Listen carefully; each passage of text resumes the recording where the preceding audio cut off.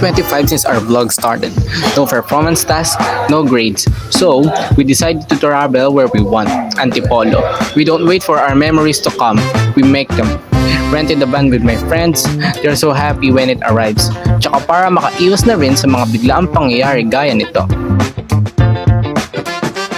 Pahinga muna kami bago pumunta sa first destination para ang lahat is ready to go.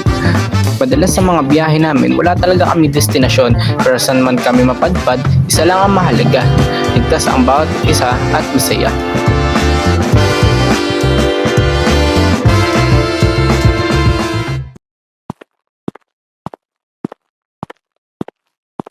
Unang destinasyon, halika na sa Antipolo Cathedral.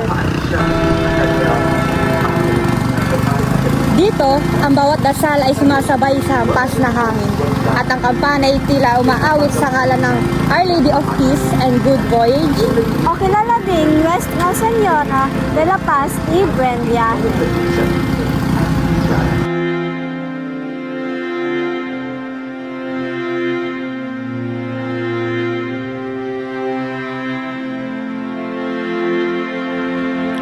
Ang imahe na ito ay dinala pa mula sa Mexico noong 1626 ni Governor General Juan Niño de Tabora. Ayon sa kasaysayan, maraming beses na siyang naglakbay sa dagat at bawat paglalakbay, milagrosong ligtas nakakarating ang barko. Dahil dito, itinuring siyang patrona ng mga biyahero. Hanggang ngayon, libo-libong deboto ang umaakyat sa Antipolo tuwing Mayo para sa alay lakad. Isang tradisyong paglalakad mula Maynila hanggang dito bilang panata. Bagamat hindi namin ito nasaksihan, ramdam pa rin ang saya at diwa ng selebrasyon. Parang bawat ngiti at bawat tindahan, may kwento ng kasaysayan.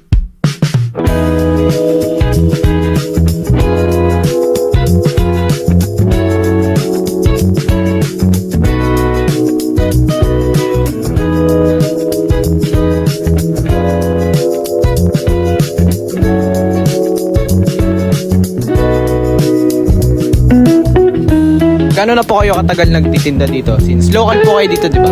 Local po. Gano'n na po kayo katagal nagtitinda dito? Dito na rin po kayo pinanganak. Kumbaga nung pagkasilang nyo, nagbebenta na po ba kayo nito?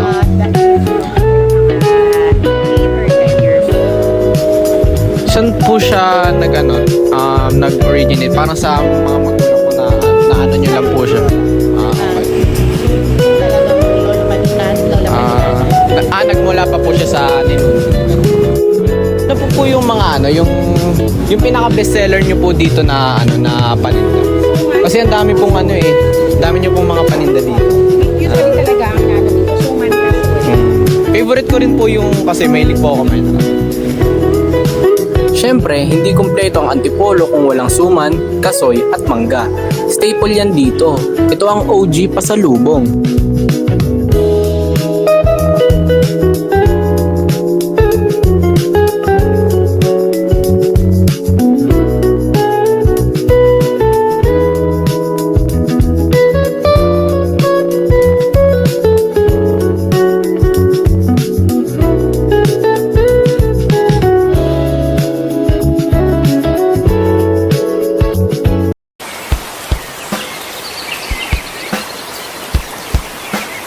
Next up, Hinulugang Taktak. Famous ito noon pa man, panahon pa ng lumang kundiman at radyo, and there's even a folk song inspired by this place. Sabi sa kwento, may hinulog daw rito ng malaking taktak or bell daw ng simbahan dahil ito'y maingay. Pero now, it's a well-protected park. Fun fact, dati raw itong swimming spot, but maraming taong dumagsa. So nagkaroon to ng pollution issues, kaya nirehabilitate ito ng DNR. Pero ngayon, ito ay naging naturescape historical sites. Perfect ito pang pause, panghinga, pang photo at pang reflect. Pero alam mo ba kung saan nanggaling ang pangalan ng Antipolo? Nanggaling ito sa isang puno na ang scientific name ay Artocarpus blancoi o mas kilalang Tipolo tree. Pero bakit nga ba Antipolo ang tawag sa lugar na ito? Ang pangalan ay nagmula sa typology isang malaking puno na ginagamit panggawa ng papel at panggamot noon. Dati, walang antipolo. Ang tawag lang ay antipolo, meaning sa lugar na puno ng tipolo. Sa haba ng panahon, naging antipolo. Sumisimbolo rin sa pag-evolution ng lugar na ito at evolution rin ng tao.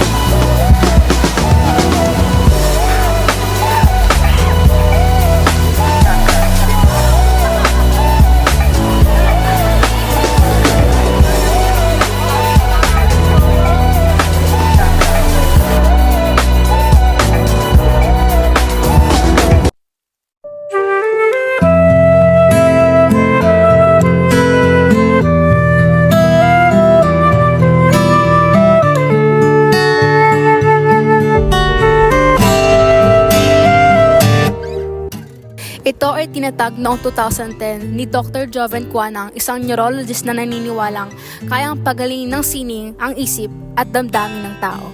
Ito rin ay kanyang ginawa upang magsilbing pinto para sa sining ng mga Pilipino.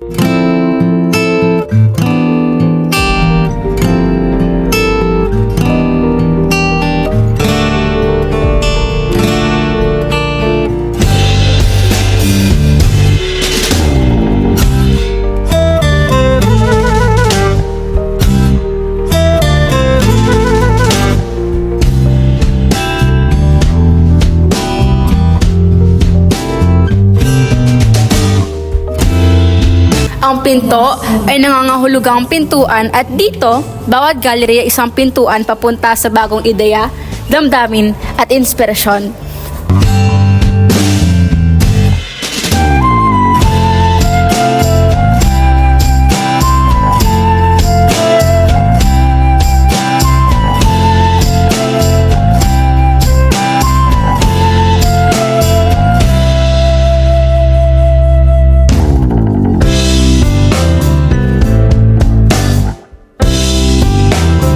Ngayon, isa na ito sa mga paboritong puntahan sa Antipolo.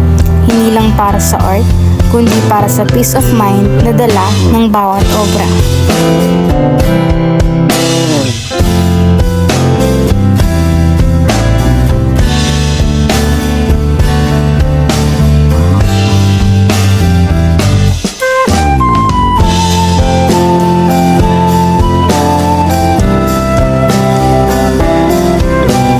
Habang naglalakad kami sa mga puting pasilyo, bawat silid ay may bagong kwento. May painting na tungkol sa pag-ibig, lipunan o mga tahimik na sandali na.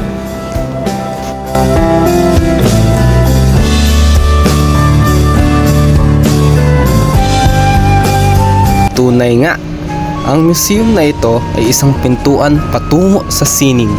Isang lagusan na puno ng kulay at kasaysayan.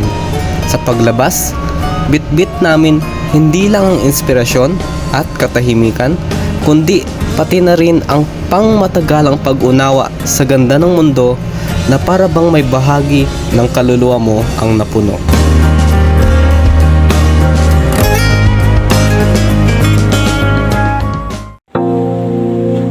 At syempre, hindi kumpleto ang Antipolo trip kung hindi mo aakitin ang Cloud9, isa sa mga pinakakilalang pasyalan dito sa Antipolo.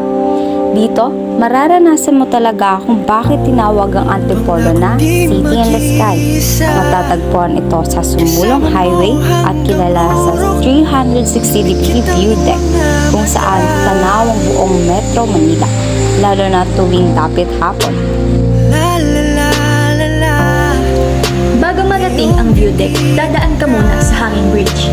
Bawat hakbang may halong kaba at tuwa, pero sulit pagdating sa dulo. Mula doon, tanaw mo ang dagat ng mga ilaw habang lumulubog ang araw. Simpleng tanawin pero labis ang kagandahan. Ako maglalayo sa'yo.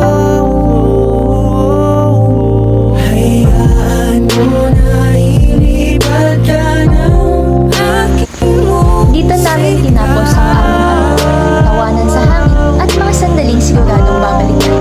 Sa taas ng cloud9, parang lahat ay bumagal.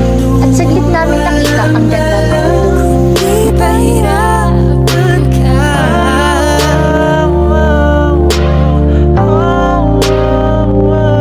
Do you wanna fly? Ito ang Antipolo, lungsod ng pananampalataya, sining at tanawin. Isang lugar na kahit ilang ulit mong balikan, malayo man sa kabihasnan, pero lagit-lagi kang may uuwian.